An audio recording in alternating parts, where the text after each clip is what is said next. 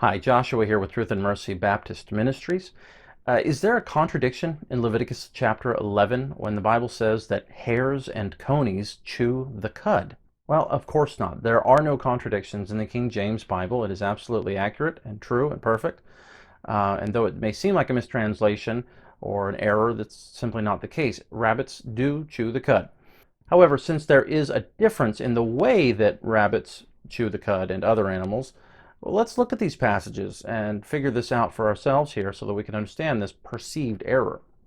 In Leviticus chapter 11, God is giving the children of Israel his dietary law. And this is important because they were to be a different people. They were to be called out and separate from the other nations. And so the dietary law illustrates this. They are to put a difference between clean and unclean meats.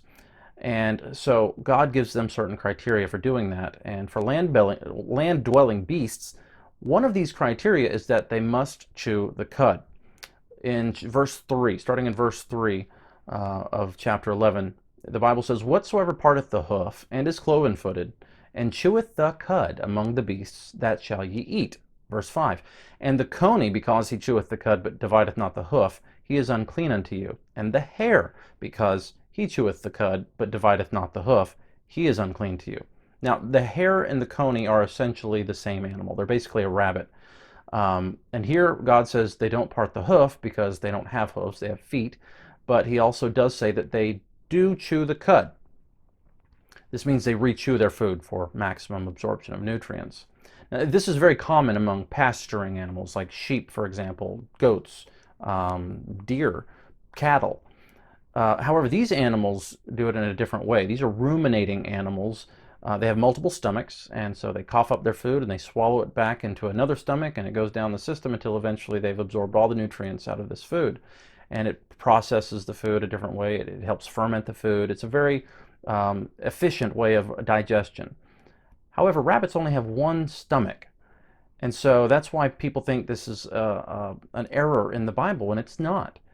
They're using their one stomach twice. They do chew the cud. They re-chew their food. They may not be ruminating animals, but they chew it twice. And here's how. If you live out in the country, you may have looked down and noticed there were pellets on the ground, likely from a rabbit. And they were probably one of two colors, green or brown. Sometimes you'll see green pellets. Sometimes you'll see brown. Well, why is this? Because the rabbit will eat his food, deposit his pellets green, because he's only absorbed some of the nutrients from that grass he's been eating. But then he will come back, and as gross as this sounds, he will eat those pellets, eating his own feces, and then he will absorb more of the nutrients. And this time, when he deposits his pellets, they will be brown because all of the nutrition has gone out of that green grass. And so this is how hares and coneys do indeed chew the cud. But of course, God apparently views this as an unclean way of doing it, wouldn't you? And so he says they are still an unclean animal. So the Bible is not in error. The King James Bible can be trusted. They may only have one stomach, but they use it twice, unlike ruminating animals like cattle and sheep. The Bible is true and accurate, and we can trust it in every detail.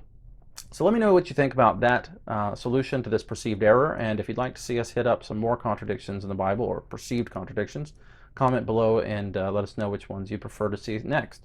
God bless.